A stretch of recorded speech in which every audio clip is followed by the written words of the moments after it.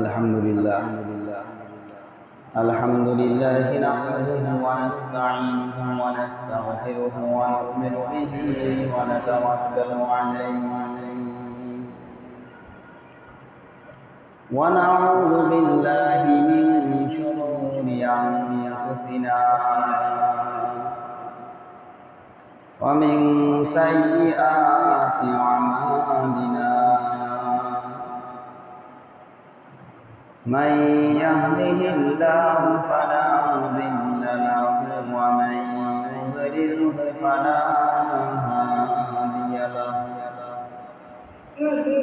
وأشهد أن لا إله إلا الله وحده لا شريك له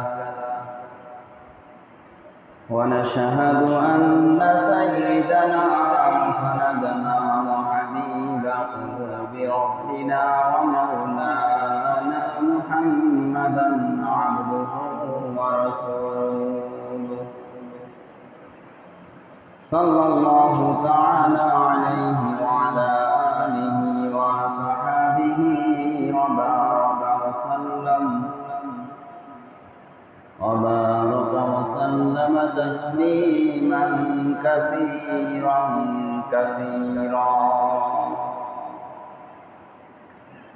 أما بعد فقد قال الله تبارك وتعالى في كلامه المجيد والفرقان الحميد أعوذ بالله من الشيطان الرجيم بسم الله الرحمن الرحيم وإذا قاموا إلى الصلاة قاموا كسالى يراءون الناس إلا قليلا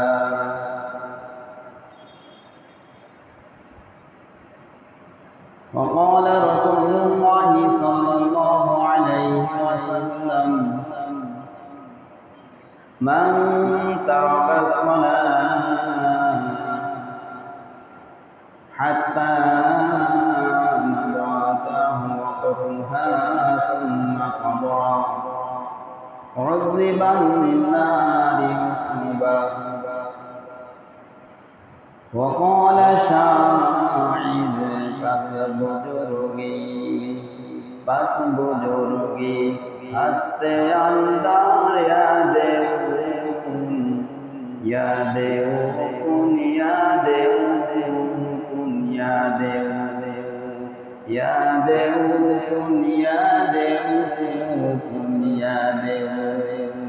وقال تعالى إن الله وملائكته يصلون على النبي يا أيها الذين آمنوا صلوا عليه وسلموا تسليما اللهم صل على سيدنا ونبينا وشفيعنا وحبيبنا ومولانا محمد صلى الله عليه وعلى آله وصحبه وبارك وسلم الحمد لله আল্লাহ রাব্বুল আলামিনের দরবারে লাখ কোটি শুকর যে মহান সুবহানাহু ওয়া তাআলা আমাদেরকে দুনিয়ার অগণিত মানুষের মধ্য থেকে যাচাই বাছাই করিয়া সমস্ত কাজ কর্ম থেকে ফারাক করিয়া সর্বপ্রকার বিপদ আপদ থেকে হেফাজত করিয়া এই ফিতনা ফাসাদের জামানায় ফিতনা ফাসাদের যুগে মানুষ নিকা ছাড়া প্রতিযোগিতায় লিপ্ত গুনাহের মধ্যে লিপ্ত এমনই ফিতনা ফাসাদের জামানায় আল্লাহ সুবহানাহু ওয়া তাআলা আমাদেরকে দয়া করে ভালোবেসে মহব্বত করে তার গোলামীর জন্য প্রতি জুমার ন্যায় আজ তার ঘর মসজিদে আসার ও বসার তৌফিক দান করেছেন। এজন্য অন্তর থেকে কালিমাতুশ শুকর আদায় করি আলহামদুলিল্লাহ। আল্লাহ রাব্বুল আলামিন সুস্থতা দান করছেন। সুস্থতা বড় একটা নিয়ামত। কারণ অনেক নামাজি বান্দারা রয়েছে অসুস্থ অবস্থায় বিছানার মধ্যে বসে আফসোসের সহিত সময় অতিবাহিত করতেছে। ইচ্ছা থাকা সত্ত্বেও তারা আসতে পারছে না আল্লাহর হুকুম পালনের জন্য, আল্লাহর ঘর মসজিদ। আবার অনেকেই দেখা গেছেন গত জুমায় আমাদের সঙ্গে মানুষের সঙ্গে একত্রিতভাবে জুমার নামাজ আদায় করেছে। এই জুমা আসার আগেই অনেকেই দুনিয়া থেকে বিদায় নিয়েছে। যে দুনিয়া থেকে বিদায় নিয়েছে তার আমলের তো দরজা বন্ধ, তার আর আমল করার সুযোগ নাই। আর যে এখন আমরা যারা জীবিত রয়েছে আমাদের এখনো সুযোগ রয়েছে নেক কাজ করার, আল্লাহর খাঁটি গোলাম হওয়ার সুযোগ এখন আমাদের জন্য রয়েছে। কিন্তু যে ঈমান নিয়ে দুনিয়া থেকে বিদায় হয়েছে সে তো সৌভাগ্যবান।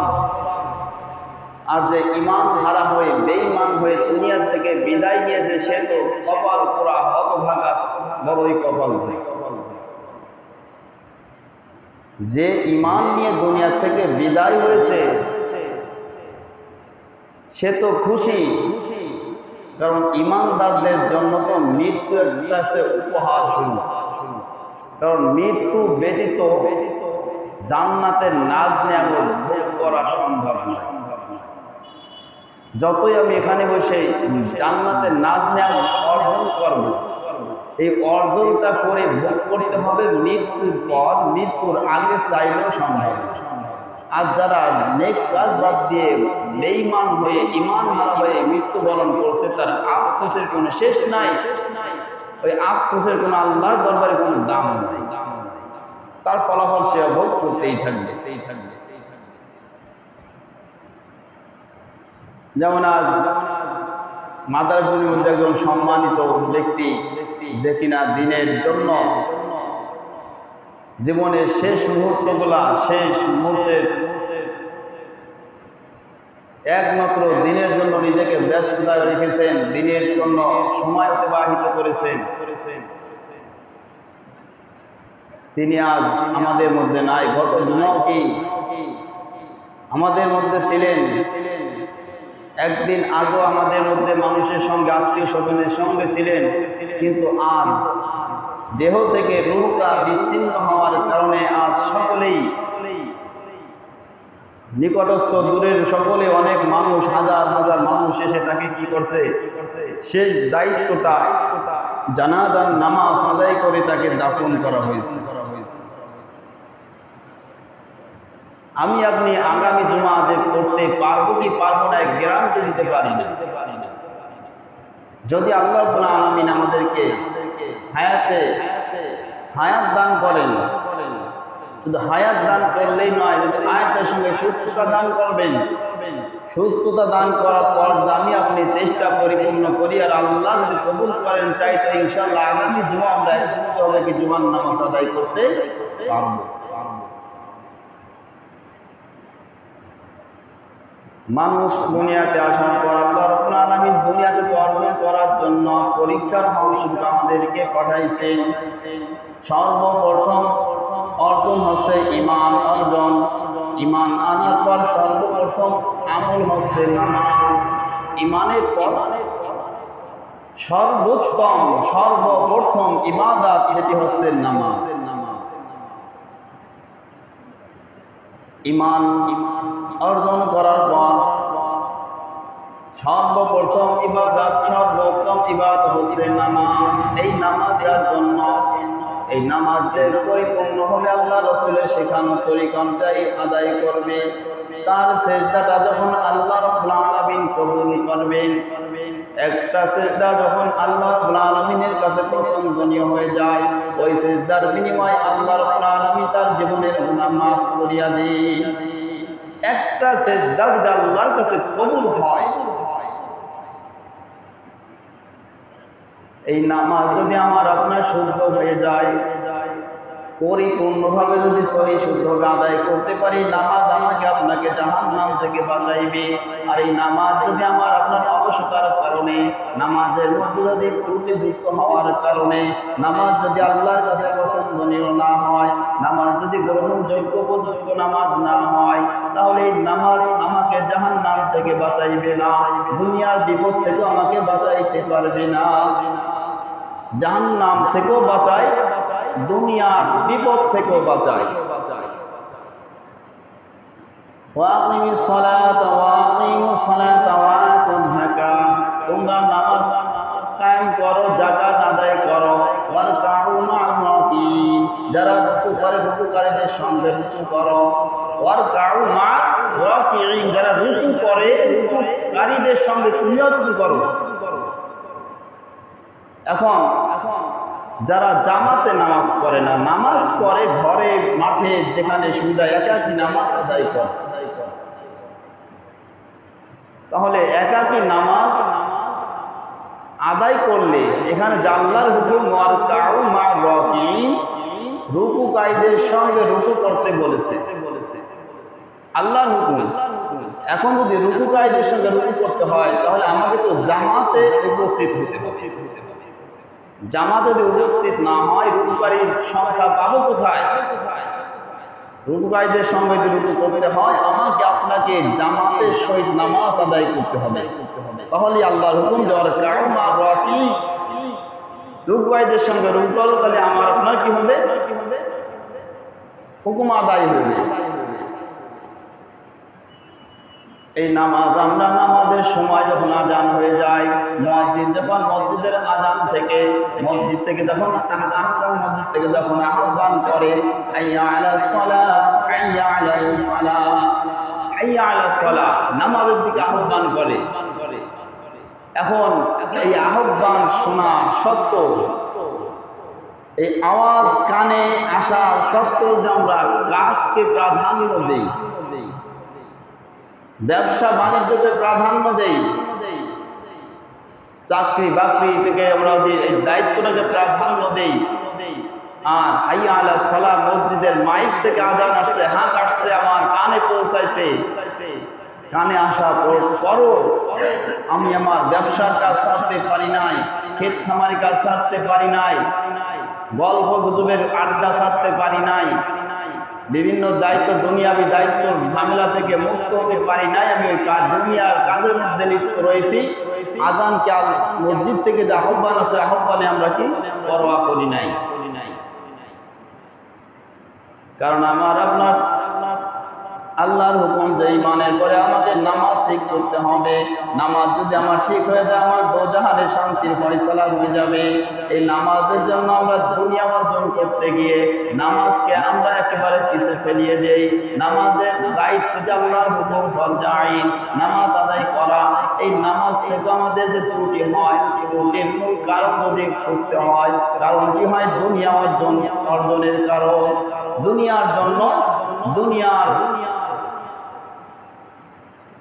অর্থ, দুনিয়ার সম্পদ, দুনিয়ার ক্ষমতা অর্জনের জন্য এমন ব্যস্ততায় পড়ে যায় যে আল্লাহর হুকুম নামাজ পড়তে আমরা কি হয়ে যায়, আমাদের থেকে নামাজ ছুটে যায়। আল্লাহ রাসূল সাল্লাল্লাহু আলাইহি ওয়াসাল্লাম বলেন, নামাজ এক ওয়াক্ত নামাজ যদি কেউ ছেড়ে দেয়, অর্থাৎ এক ওয়াক্ত নামাজ জীবনে ভর নামাজ পড়ছে, এক ওয়াক্ত নামাজ সে অলসতার কারণে হোক, দুনিয়ার কোন ব্যস্ততার কারণে হোক, এক ওয়াক্ত নামাজ সে ছেড়ে দিয়েছে, তাহলে বলা হয়েছে এক ওয়াক্ত নামাজের জন্য 80 হুকবা তাকে জাহান্নামের আগুনে জ্বলতে হবে। 80 হুকবা, এক হুকবা পরিমাণ হচ্ছে, এক হুকবা পরিমাণ হচ্ছে 2,88,00,000 বছর জাহান্নাম। এক হুকবা, কারণ এই 2,88,00,000 এটা দুনিয়াবি হিসাবে, আখিরাতের হিসাবে নয়। কারণ আখিরাতের একদিন দুনিয়ার 1000 বছরের সমান। তাহলে জীবনে আমরা 60 বছর জিন্দেগির মধ্যে এক ওয়াক্ত নামাজ যদি আমরা কাজা করি, ছেড়ে দিয়ে নাই, আদায় করেছি সময়ের নামাজ অসময়ে, ফজরের নামাজ আদায় করছি জোহরের নামাজ আদায় করছি মাগরিবে, কাজে কর্মে ব্যস্ততার কারণে জোহর করতে পারি নাই, আসর হয়ে গেছে, আসর হয়তো করছি, জোহর করতে করার সুযোগ নাই, মাগরিবে উঠতে যে দেখা যায় মাগরিবও করছি, জোহরের কাজাও আদায় করছি, আদায় হয়েছে অসময়, যে সময় পার হওয়ার পর এটাকে বলা হয় কাজা।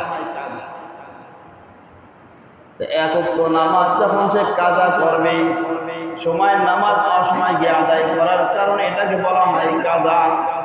এক ওয়াক্ত নামাজ যদি কাজা করে তার 2,88,00,000 বছর জাহান্নামে সাজা ভুগতে হবে। আর যদি সে আদায় না করলো, যেটা ছুটে গেছে আদায় আর করে নাই, তাহলে 2,88,00,000 বছরকে 80 দিয়ে গুণ দিতে হবে। যত কোটি কোটি বছর হয় তত কোটি বছর এক ওয়াক্ত নামাজের জন্য সাজা ভোগ করতে হবে।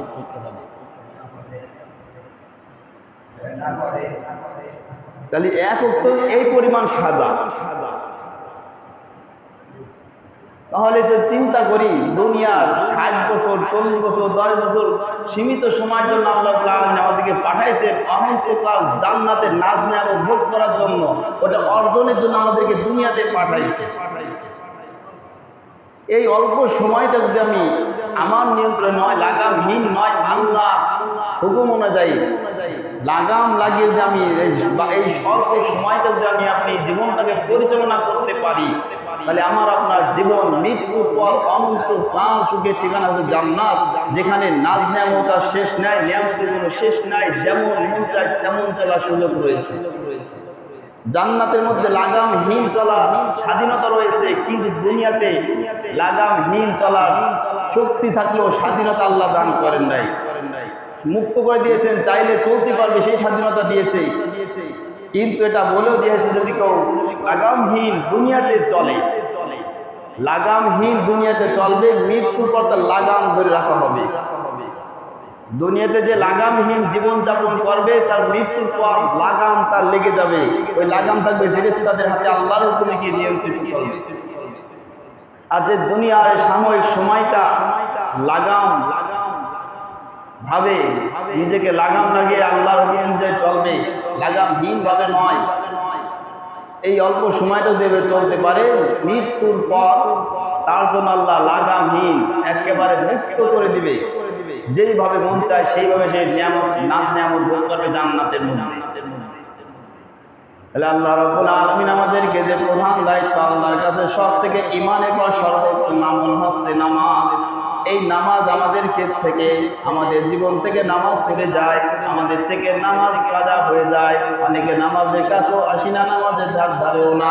সপ্তাহে 7 দিন, 7 দিনের মধ্যে জুমার দিন শুধু আল্লাহর দরবারে হাজিরা দিই, বাকি কয়দিন আল্লাহর হুকুম পালন করি না।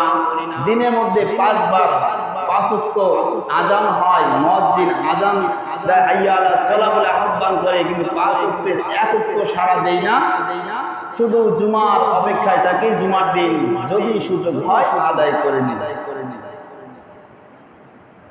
জুমাও ফরজ আইন, 5 ওয়াক্ত নামাজও ফরজ আইন। এই নামাজ আমাদের থেকে ছুটে যায়, তার প্রধান কারণ হচ্ছে আমরা দুনিয়ার ব্যস্ততায় লিপ্ত।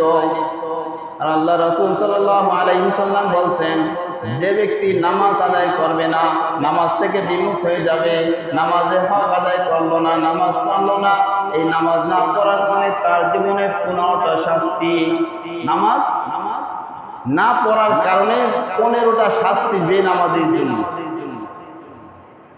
15টা শাস্তির মধ্যে দুনিয়াতে জীবিত অবস্থায় 6টা, জীবিত অবস্থায় 6টা শাস্তি ভোগ করতে হবে। বেনামাজি দুনিয়াতে জীবিত অবস্থায় 6টা শাস্তি আল্লাহ রাব্বুল আলামিন নির্ধারণ করেছেন।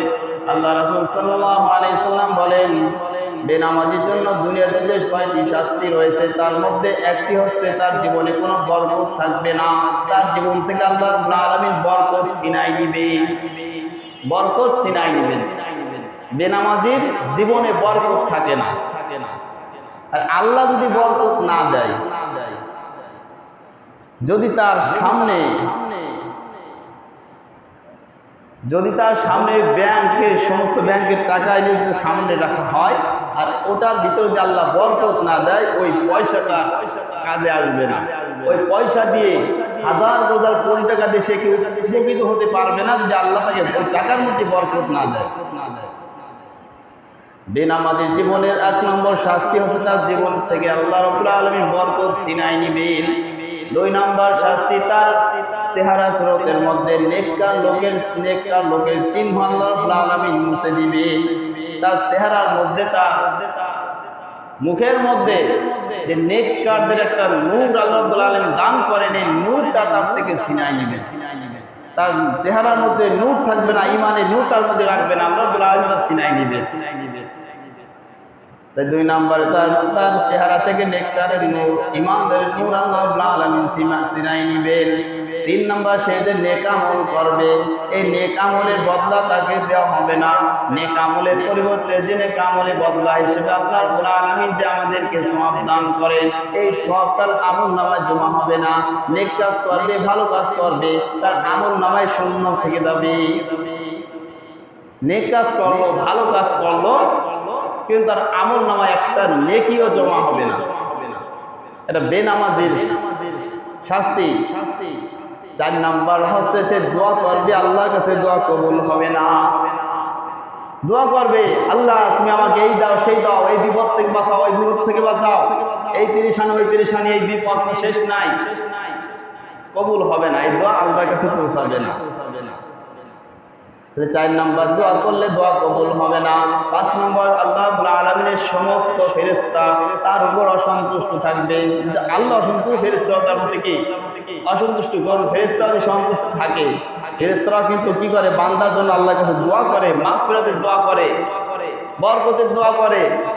আর ফেরেশতারা যখন তার প্রতি অসন্তুষ্ট থাকবে, তার জন্য কি দোয়া করবে? বেনামাজির উপরে সমস্ত ফেরেশতারা অসন্তুষ্ট থাকে। 6 নম্বর হচ্ছে ইসলামের মূল্যবান নিয়ামত সমূহ হতে তাকে বঞ্চিত করা হবে। ইসলামে যত নিয়ামত রয়েছে, যত নিয়ামত, সকল নিয়ামত সমূহ থেকে বেনামাজিকে আল্লাহ রাব্বুল আলামিন বঞ্চিত করে রাখবেন। এই হলো জীবিত অবস্থায় 6টা শাস্তি বেনামাজির জন্য। এরপর মৃত্যুর সময় 3টা শাস্তি। মৃত্যুর সময় 3টা। 1 নম্বর সে খুব কঠিন দুর্দশা অবস্থায়, খুব জিল্লতির সহিত তার মৃত্যুবরণ হবে। দুর্দশা অবস্থায় তার মৃত্যুবরণ হবে। যখন মৃত্যুবরণ করবে, 2 নম্বর সে ক্ষুধার্ত অবস্থায় মৃত্যুবরণ করবে। চোখের সামনে, মুখের সামনে খানা থাকবে, খাইতে পারবে না।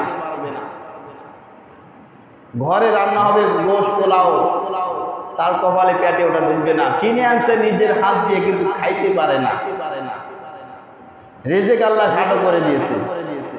টাকা তো কোটি কোটি টাকার মালিক, নিজ হাতে ভালো অনেক দামি দামি খাবার কিনে, বড় বড় মাছ কেনে, গোশ কেনে, ঘরে ভালো রান্না বান্না হয়, অথচ তার সামনে দিলেও সে খাইতে পারবে না। কেন?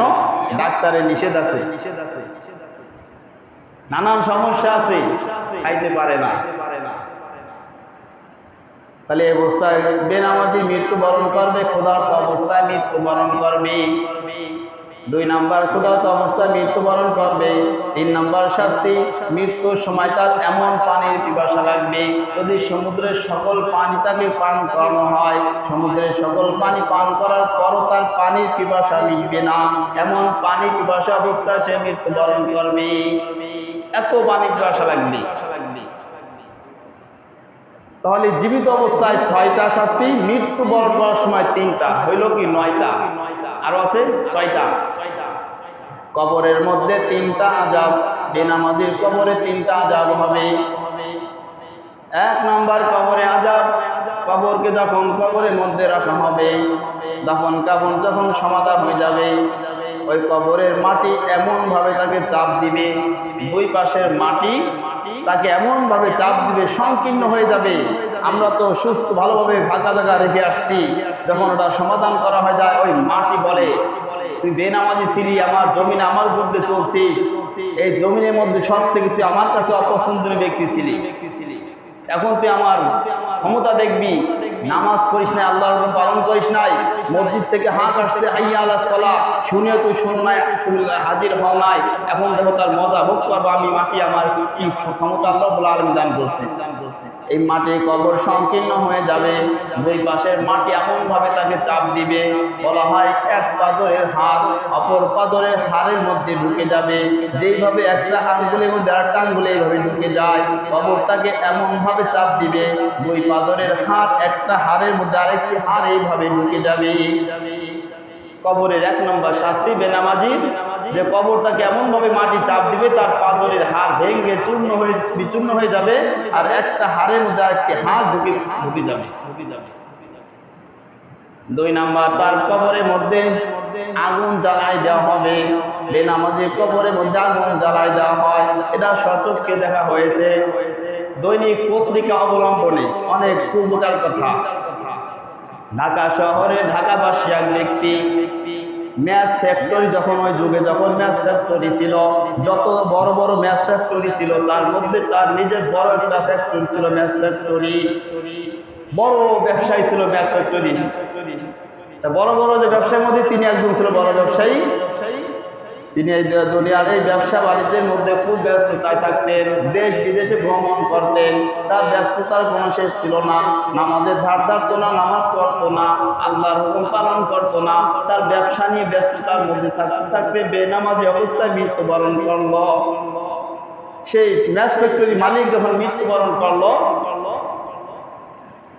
আপনজন নিকটস্থ সকলে যা যেখানে ছিল উপস্থিত হয়ে তাকে গোসল করিয়ে কাফন দাফন করিয়ে সমাধান করা হলো, তাকে কবর দেওয়া হলো। কবর দেওয়ার পর সকলেই তার ঘরে এসে তার বিষয় আলোচনা করতে লাগলো। লোকটি তার গুণাগুণ আর সম্পর্কে আলোচনা করলো। কারণ মানুষ যতই খারাপ হোক তার মধ্যেও কিছু না খারাপ গুণ ভালো গুণ থাকে না, থাকে কম বেশি থাকে। ফেরাউনের মধ্যে ভালো গুণ ছিল। ফেরাউন মানুষের উপকার করছে, কার উপকার করছে? যে তার কথা মেনে চলছে। তাকে যে খোদা বলে তার স্বীকার করছে তাকে উপকার করছে, আর যে উপকার পেয়েছে সে তো তার খুব প্রশংসা করবে। এবার কবরের কাজ দাফন কাফন করার পর এইভাবে তার আপনজনরা এসে তার প্রশংসা করতে লাগলো, তার জীবন নিয়ে আলোচনা করতে লাগলো। এই আলোচনার মধ্যে হঠাৎ ওই ম্যাচ ফ্যাক্টরি মালিকের ছেলের হঠাৎ পকেটে হাত ঢুকলো। হাত ঢুকে দেখে তার পকেটের মধ্যে 1000 টাকার চেকটা পাওয়া যাইতেছে না।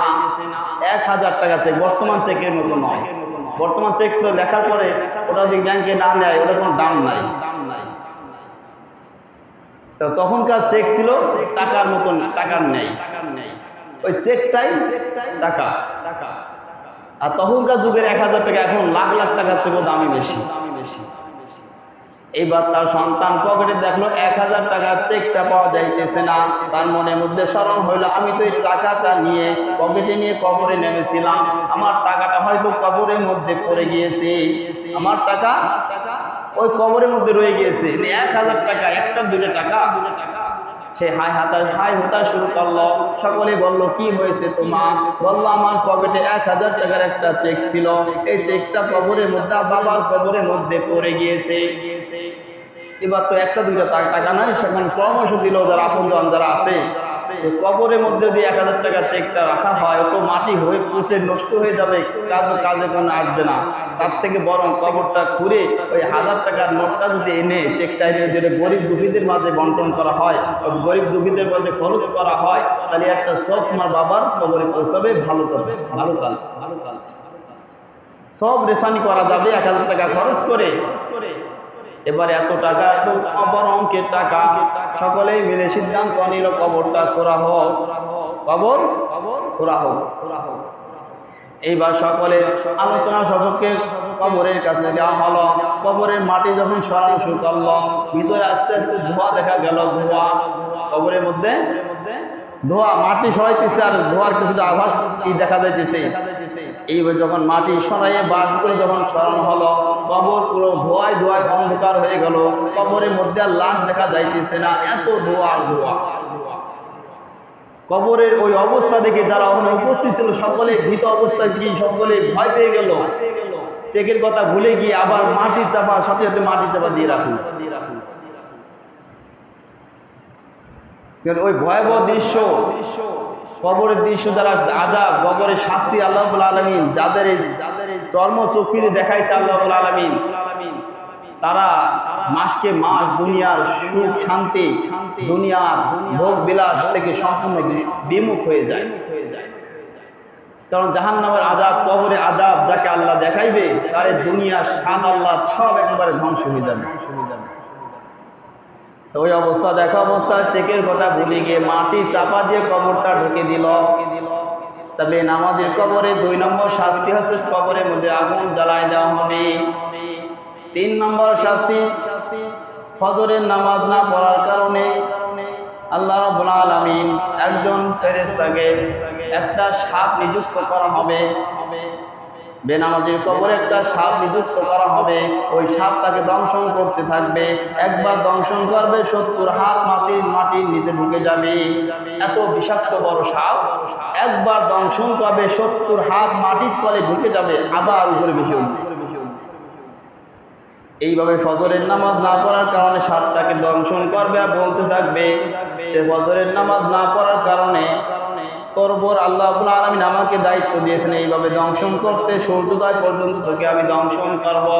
জোহরের নামাজ না পড়ার কারণে আসর পর্যন্ত দংশন করবে, আসরের নামাজ না পড়ার কারণে মাগরিব পর্যন্ত দংশন করবে, মাগরিবের নামাজ না পড়ার কারণে ঈশা পর্যন্ত, ঈশার নামাজ না পড়ার কারণে ফজর পর্যন্ত তাকে এইভাবে দংশন করতে থাকবে। আর যে জীবনে নামাজ পড়ে না, এইভাবে তার খবর চলতেই থাকবে। একক তো যে নামাজ পড়বে না, তার ওইভাবে শাস্তি ভোগ হতে থাকবে। যে জীবনও পড়বে না, তার ভোগ করতেই থাকতে হবে কিয়ামত পর্যন্ত।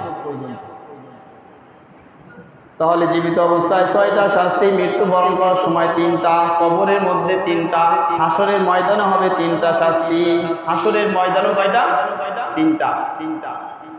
যখন হাসরের ময়দানে যখন কায়েম হবে, সকলে যখন কবর থেকে উঠে হাসরের ময়দানে উপস্থিত হবে, ওখানে বেনামাজিরা উল্টা ভাবে অগ্রসর হবে। যেমন আমরা দুনিয়াতে হাঁটা চলা করি, পা নিচে মাথা উপর দিক থাকে, হাসরের ময়দানে বেনামাজিরা তাদের মাথা থাকবে নিচের দিকে, পা থাকবে উপরের দিকে। একথা শুনে সাহাবীগণ আল্লাহ রাসূলকে প্রশ্ন করছে, ইয়া রাসূলুল্লাহ, মাথা নিচের দিকে পা উপর দিকে কিভাবে হেঁটে যাবে? আল্লাহ রাসূল বলছে যে আল্লাহ তোমাকে আমাকে মাথা উপর দিক দিয়ে পা নিচের দিক দিয়ে হাঁটাইতে পারে, ওই আল্লাহ মাথা নিচে দিয়ে পা উপর দিক দিয়েও হাঁটাইতে পারে। বেনামাজিরা কিয়ামতের ময়দানে উপস্থিত হবে কিভাবে? মাথা নিচে থাকবে, পা থাকবে উপর দিকে, আগার উপর দিকে। এইভাবে সে কিয়ামতের ময়দানে আসবে, দেখে বোঝা যাবে ওটা বেনামাজি। তাই 3টার শাস্তির একটা হচ্ছে পা থাকবে উপর দিকে, মাথা নিচের দিকে। 2 নম্বর শাস্তি, আল্লাহ রাব্বুল আলামিন তার দিকে রহমতের দৃষ্টি দিবেন না, রহমতের দৃষ্টি দিবেন না। 3 নম্বর শাস্তি, তার জন্য ফয়সালা হবে জাহান্নাম। সর্বশেষ কি? জাহান্নাম। এই হলো 15টা বেনামাজি শাস্তি। তাহলে আমরা নামাজ, একক তো নামাজ কাজা করলে কত কোটি কোটি বছর আগুনে জ্বলতে হবে, বাঁচবো কয়দিন আর অর্জন করলাম কতদিন? অনন্তকাল বলা হয়েছে। এই 60 বছর 50 বছর যে সময় যে আল্লাহ রাব্বুল আলামিন আমাদেরকে যে সীমিত সময় যে পাঠাইছে, এই সীমিত সময় যদি আমি লাগাম যুক্ত হয়ে শরীয়তের লাগাম লাগিয়ে যদি আমি আপনার জীবনযাপন করতে থাকি, তাহলে এই মৃত্যুর পর ওই কালের কোনো শেষ নাই। শুরু হচ্ছে মৃত্যুর পর থেকে, আর ওর কোনো শেষ নাই, অনন্তকাল সুখের ঠিকানা জান্নাত। আর যে আমি আপনি যারা লাগামহীনভাবে শরীয়তের উল্টা কি করে, শরীয়তের হুকুম অমান্য করে জীবনযাপন করব, স্বাধীনভাবে চলতে চাইব, তাহলে আমার আপনার জীবনে পরে হাতে পায়ে বেরিয়ে পড়ে যাবে, আমার আপনারা স্বাধীনতা থাকবে না। ওখানে আমার জাহান্নামের ভোগ আযাব ভোগ করতে হবে। ফেরেশতারা যা যে দায়িত্ব সেভাবে আমাকে শাস্তি দিতে থাকবে। তাহলে সামান্য দুনিয়ার স্টাইলটা যদি আমি আপনি যদি শরীয়ত অনুযায়ী চলতে পারি, তাহলে আমার আপনার সুখের ঠিকানা হবে জান্নাত। আর যদি আমি আপনি যদি সাময়িক সময়টা স্বাধীনতার পথ বেছে নিয়েই শরীয়তের হুকুম অমান্য করে চালি, তাহলে মৃত্যুর পর অনন্তকাল আমার জন্য ওই কালে কোনো শেষ নাই, যা ফয়সালা হবে জাহান্নাম। আল্লাহ রাব্বুল আলামিন আমাদের সবাইকে ইমান তো সকলেই আছে, নামাজের মধ্যে ত্রুটি আছে, অনেকে পাঁচ ওয়াক্ত আদায় করতে পারি না, অনেকে সপ্তাহে এক ওয়াক্ত নামাজ পড়ি, তো বাক্কা নিয়ত করি যে বাকি জীবন নামাজ তো কাজা করবো না, অতীতের কাজাও ছাড়বো না, অতীতের কাজা ছাড়বো না। এখন 20 বছর 50 বছর তো নামাজই পড়ে না, এখন চিন্তা করে এত নামাজ আদায় করা সম্ভব? খালি তওবা করবা বসে থাকবো না, এটা কি চেষ্টা হইল? আল্লাহ বান্দাকে যে ক্ষমতা দিয়েছে, যেখানে বান্দার ক্ষমতা শেষ, ওখান থেকে আল্লাহ রহমত শুরু। 60 বছর আর বাঁচবো না, 60 বছর হয়ে গেছে, আর 60 বছর বাঁচার লক্ষণ নাই, তাহলে 60 বছর নামাজ কাজা করবো কিভাবে? যদি নিয়ত করতে পারি নামাজ নতুন করে কাজা করবো না, আর পুরাতন কাজা ছাড়বো না, একদিনে কাজা আদায় করি। যদি 60 বছর আল্লাহ বাঁচায় তো 60 বছর কাজা আদায় হয়ে যাবে। যদি নাও বাঁচায়, নিয়তের গুণে আল্লাহ মাফ করেও দিতে পারে, নিয়তের গুণে আল্লাহ মাফ করে দিতে পারে। আল্লাহর খোঁজে কিন্তু বাহানা, বান্দার নিয়ত দেখে, অন্তর দেখে, নিয়তটা কি সহি করছিল না মানুষকে দেখানোর জন্য, বোঝানোর জন্য, মানুষের কাছে বাহবা পাওয়ার জন্য, সমাজে সম্মানী হওয়ার জন্য কাজটা করছে। আল্লাহ দেখে অন্তর। যদি আমি আপনার সাধ্য অনুযায়ী চেষ্টা করি, একদিনে কাজা অথবা একদিনে 2 দিনে কাজা, যতটুক সময় আমি পাই ওই সময়টা যদি কাজা নামাজ আদায় করি, আর আমার সামনেকার নামাজ বর্তমান নামাজ কাজা না হয়, তাহলে আল্লাহ আশা করি যে আল্লাহ রাব্বুল আলামিন তওবার কারণে আর চেষ্টা পরিপূর্ণ করার কারণে পিছনে যা কাজা থাকবে ওটাও মাফ করে দিবে। আমরা দুনিয়ার স্বার্থ বুঝি,